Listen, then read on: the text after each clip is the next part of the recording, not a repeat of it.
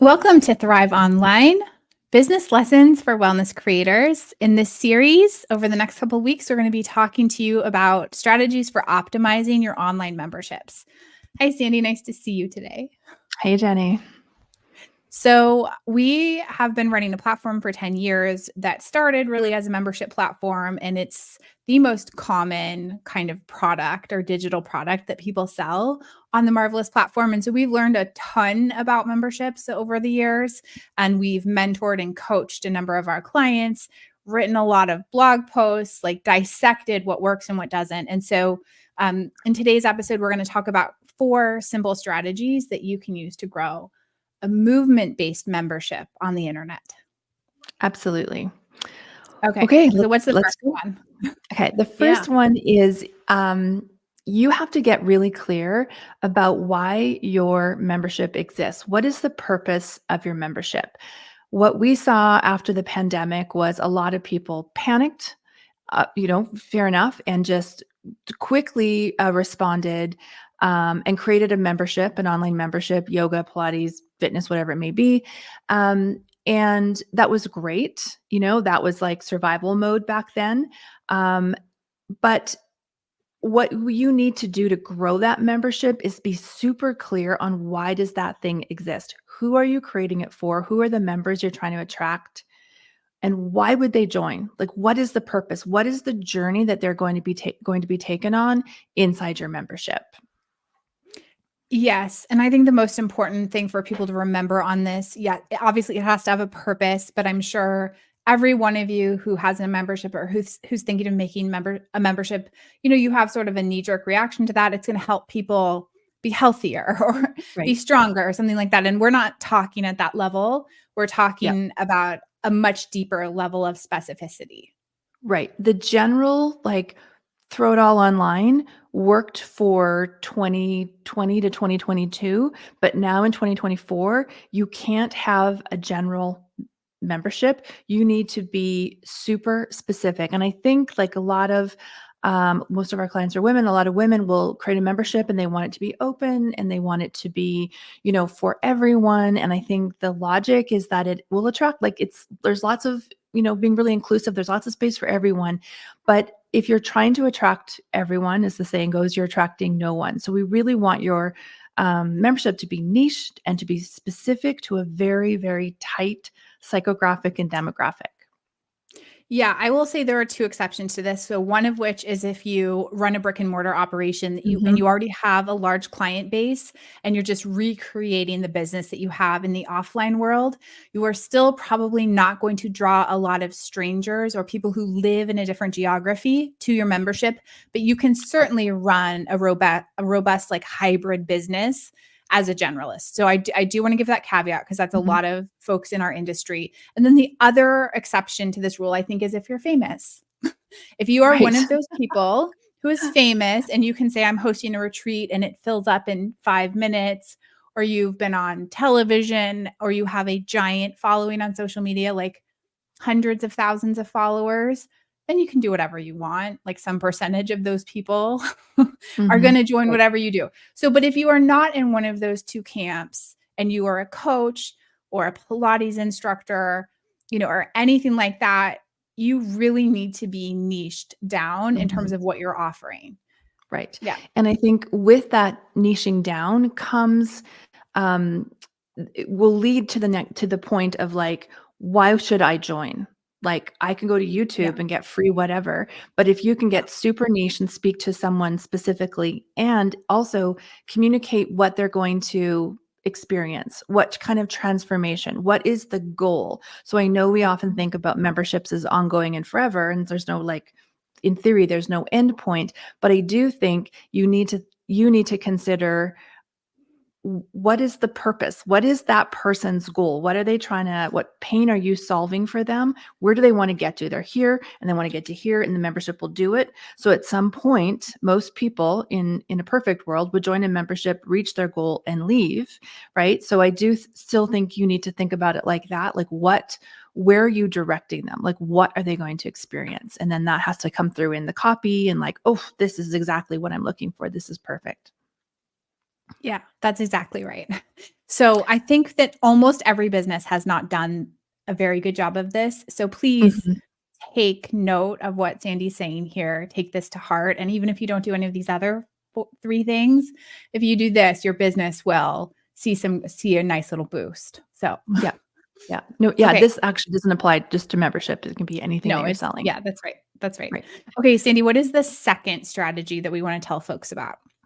Sure. So the next one is I really want people to keep your memberships interesting, which may sound super simple and obvious, but I see or hear from a lot of clients, again, especially from post pandemic, that they're kind of bored with their membership. And I think with a membership, you have the opportunity to do some really cool things to keep it interesting for you and for them. Because if you're bored with your membership, I guarantee that your members are bored as well. So I think there's this standard, like, go live 3 times a week and that's the membership, or drop, 5 videos in every week or 1 video every week. And people just kind of copy that model over and over again. And I think with memberships, one of the beautiful things about memberships is that you can just do whatever. It's so creative. It's so open. There's just so many different things that you can do. But I just see people doing the same thing over and over again and then complain that they're bored with their membership.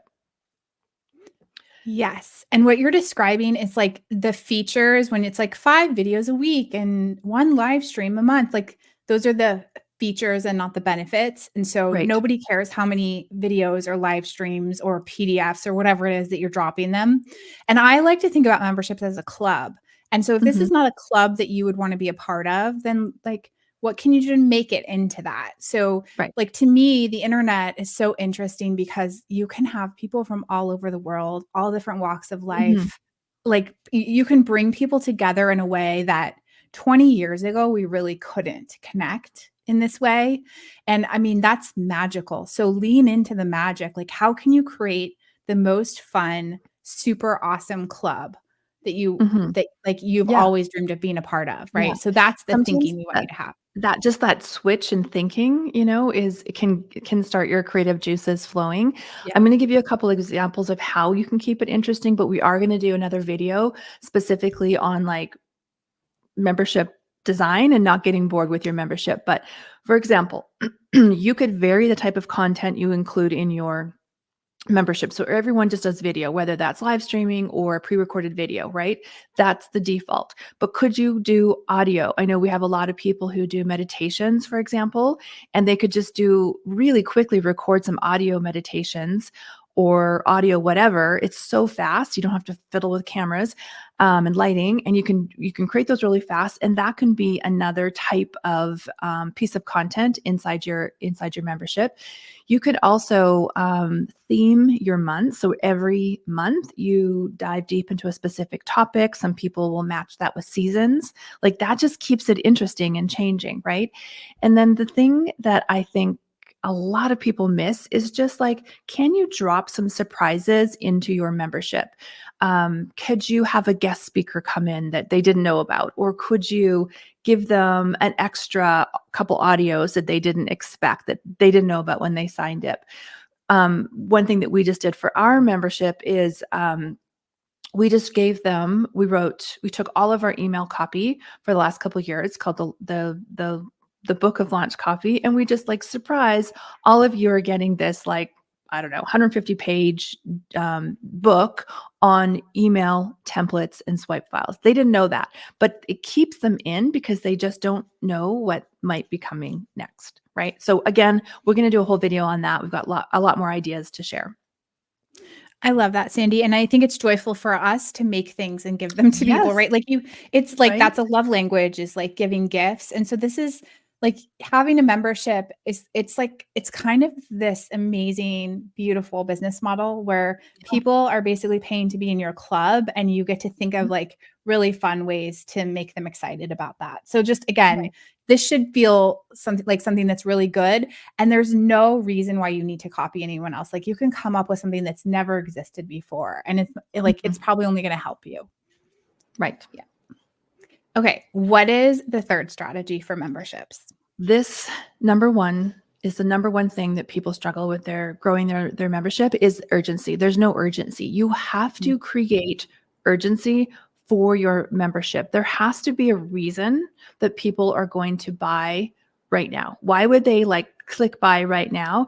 If you keep your membership open all the time, there's no reason for them to buy right now, right? And because people are fantastic at procrastinating, and they'll just be like, yeah, I want to join that. I'll do it next week. Or I'll just get the kids back into school and settled. I'll do it after that. Or Christmas is coming, holidays are coming. Like that's how our human brains work. So it's your job as the CEO of your company running this membership to create urgency. And I don't mean like fake urgency where you're lying about a deadline. Give them a reason. So for example, maybe you're about to increase the price, right? Which is true. So you can get in now at this current price. After this date, it's going up. That's urgency. Or you could say, anyone who joins in the month of January, you're going to get this extra bonus that I created. So a shopping list, a PDF, an extra whatever. That is not going to be available in February, right? So you're creating urgency because you're giving an extra gift for everyone who joins in January. And then also closing your doors will create urgency. Like I'm only opening for this week in January, and then I'm closing until the next quarter. And we're going to do it again. We're going to do a whole other video on launching and launch techniques, and we'll go deeper on this topic of urgency. But I think a lot of the problem is that, again, people want to be welcoming and open all the time, and it just doesn't work. It just doesn't work. Yeah, I think that there is a little bit of controversy and disagreement around the concept of urgency. This comes from direct response marketing, which like in some ways was is and has been very problematic. Like there's certain tactics that feel unethical to people, but I want to reframe this piece of it for folks, because this was something you and I wrestled with a lot, like the ethics of this for years and years. And then I had an analogy that came to me that helped me to make sense of it. And I just think about like the fourth. Well, this is actually not going to make sense to you, Sandy. This is going to make sense to the Americans. But the 4th of July, you probably know we do fireworks in the United States on the 4th of July. And it is a big deal in a lot of parts of this country. And a lot of our listeners are going to be in the US, or they're going to understand this. And I just think about there's all these pop-up shops that happen that sell fireworks. It's like a whole industry that kind of pops up around this one night in the whole year where families gather together and do fireworks and like sparklers and all this stuff. If there were fireworks for sale on the side of the road all the time, we would what that would be so weird. It just it wouldn't feel special, right? And so it would also be like, that's kind of a ridiculous business model. Like those people standing out, like it just doesn't work for so many reasons. And there's so many things in our culture that work like this, like all the holidays are like this. And I just think Halloween, about it, that's my example would be Halloween, like Halloween spirit. I'm not going to buy a costume in March. Right. And you're not going to start like showing up at strangers' doors and with a mask on the rest of the year. That would be a really bad idea. So it's just how we relate to each other. Yeah. That's like when Sandy, hold on, I have to stop for a second. This is just a sidebar. I have to say this. When we did a photo shoot in Vancouver once, and we showed up to this house that we were renting for the day. We were renting a photo studio in the backyard of this house in Vancouver, and I'm American and you're Canadian. And you're like, well, I'm like, we're a little early, Sandy. I don't think we should go in there and go through the backyard. Why? It's fine. I'm like, we're like 20 minutes early. We shouldn't go in these people's backyard. And she's like, why? I'm like, oh, because like in America, that's like a dangerous thing to do.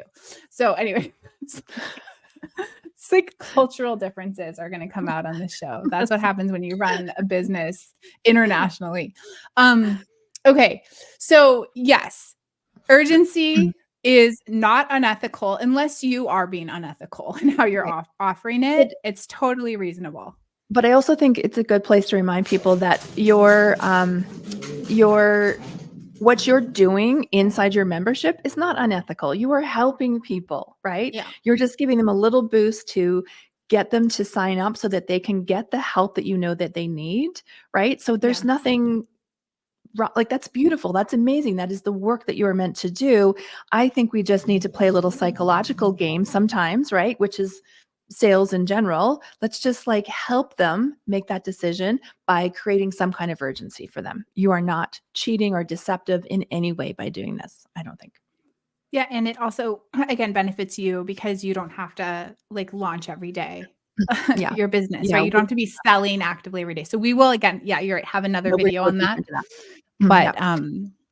yes. Okay. Okay, what's the 4th Number strategy? 4. All right. So retention. So I know, because we hear people and coach people on this all the time. A lot of people who have memberships, they really are just focusing on getting people into the membership, right? Which is important. Obviously, sales, that's where your revenue comes from. But they also forget about like what happens to somebody after they click join or after they click buy. What happens to them? What is their experience like?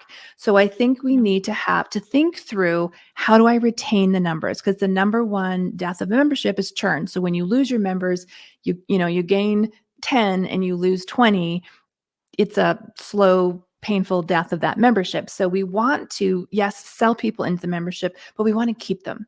So a couple Mhm. of things that you can do to keep them or retain them is have a really clear and powerful onboarding strategy. So once they come on, what information do they get? What emails do they get? Or do they know where to go? Do they know what they should watch first, right? And that's a whole other, that to me is really fun to kind of think through the path or the communication for a new member so that they're excited and they don't want to leave. That's one. Do you have anything to Yep, say on that one? just onboarding. I mean, if just to be totally honest, if when someone signs up, it's Mhm. unclear what their next step should be after they get sort of like landed in the membership, that's Mhm. just not gonna be a great experience. So I just think you need to kind of like have someone that isn't you look through your membership process, like have someone like your partner or your friend or your sister sign up Yeah. because so often we're in our heads and like we have the benefit of being business partners. So like one of us is always kind of checking the other's work and we have a team as well who can do that. But I just remember when I also had to sort of like put myself in the space of our clients to try to check on things. Like it's hard to know, Yeah. Yeah. you have just so much background information. So just the way to overcome this is to have someone else who's unfamiliar with the membership sign up, go through the process and give you honest feedback. And Right. usually they're just going to like let them ask the questions that they have and then that determines your onboarding process. Yeah, that's a great idea. I think a lot of memberships tend to turn into pages and pages and pages and pages of video. And as a new member, you land and you're like, Yeah. what should I do? So having playlists, organizing content, which is something you can do inside Marvelous, so that starter playlist or brand new member playlist, like get them, make their next step super clear, because overwhelm will mean that they're just going to cancel and get out because they don't know what they're supposed to do. Yeah, and Okay. the way that we've handled that is like we created a customer journey document, right, for Right. our own membership, our own signature program. And so that is essentially like a PDF that you can just like upload and say start Yeah. here, like that's the Yeah. title of it. And then they can either download it and look at it on their computer or print it and then they have it and you're like, giving them a roadmap basically of Right. how to make the most out of the membership. Right. Yep. Okay. Second thing is communication. A lot of people, once they've got a member or members, they don't talk to them ever again. Right.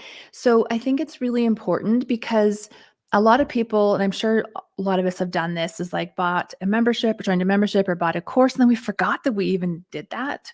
We were excited in the moment, and then there's no communication. And then I'm like, crap, I didn't even use that. I'm just going to cancel it. Right. Mhm. So I think it's really important to have, I think, in a membership, to be, weekly communication. What happened last week? Links to go watch all the fun things that happened or listen. And then what's coming up this week? Make sure you join Wednesday's session or coaching or class or whatever it is, so that they get it. Oh yeah, that thing's happening. I got to put that on my calendar.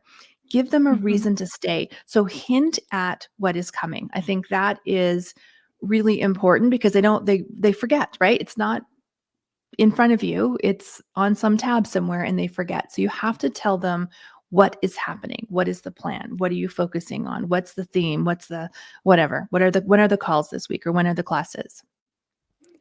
Yeah, and we have community built. We built community into Marvelous so that that makes that process also of staying in touch with your members very straightforward if you opt to kind of bundle something like an on-demand library of content with a community, because we send out daily digests from that community to everyone in the membership, right? So there's going to be sort of an automatic level of communication as long as you're going in and either scheduling or posting content for people. They're going to get those reminders to kind of come back in and engage. And the other thing that we do about this is, like, in our own membership, is that we do a weekly digest, right? Of like, Mhm. here's what's happening this week. And Yep. if anything important happened the week before, then it would be noted as well. And so, if nothing else, like, you're curating kind of the most important thing for that person to look at for the week in order to take advantage of the membership.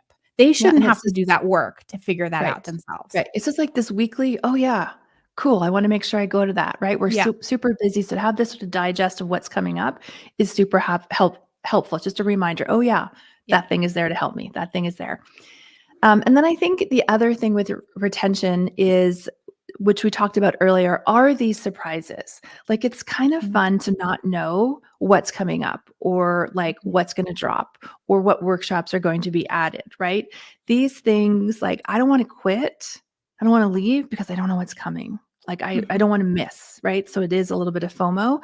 I think I in no way mean to create more work for anybody, but like, what if you maybe held back on some stuff like guest lectures, guest teachers, deep dives into a topic that isn't planned and visible to the public. I just love this idea of doing something that's really interesting and exciting to you and just like surprise. And then that is a retention strategy because they don't want to leave. They don't know what you've got planned behind the scenes and they want to wait and find out. Yeah. Yeah. And I think it's hard to do that if you like dump, 87 pages of videos when they first Yeah. sign up. Like, it's then Yeah. then if you give them some special surprise or this bonus gift, it's like, that's fine, but you already gave me like 700 things to watch and I haven't Mm. watched them. So I do want to say, like, a big part of retention is not overwhelming people. Yeah. So these things Yeah. go hand in hand. The way you delight people and surprise them has to go hand in hand with also not overwhelming them. But I think those teachers that do that are the ones who are like thinking that their value of the membership is based on quantity of videos. Like, Yeah. this is worth it because it's got 400 videos. We've seen memberships with thousands of videos, and Oh, they've got like 10,000. like Yeah. you know 200 pages of video. And I guarantee you that that client is not watching things on page 150, right? They're watching the most Yeah. recent. So sometimes the strategy that we give our clients is to like hide the videos or remove those videos. Like, can you make it smaller so more Mhm. manageable? Because overwhelm shuts everyone down, and people are just like, I'm out. I'm Yeah, out. and in a membership, it's not only just overwhelm as a feeling, it's also, it translates to this idea that I bought this and I'm not getting my money's worth because I don't have time to go through all of this. So Yeah, the you have work to is on be me to like, find. Yeah. yeah. Yeah, and like, or there's 700 videos and I only watched 7 this month. I should cancel Yeah. because I'm not getting my money's Yeah. worth. Like, Yeah. that's actually a common thing that comes up in the wellness world. So just that should be our bonus, like, 5th strategy, or just thing to remember, is less is more in Mhm. 2024. Oh, look, I made a slogan. Le Less is more Less in is more in 2024. 2024. That's great. Okay, so, Jenny, if people want more information and they are like, "I'm gonna clean up my membership in 2024," where do they go?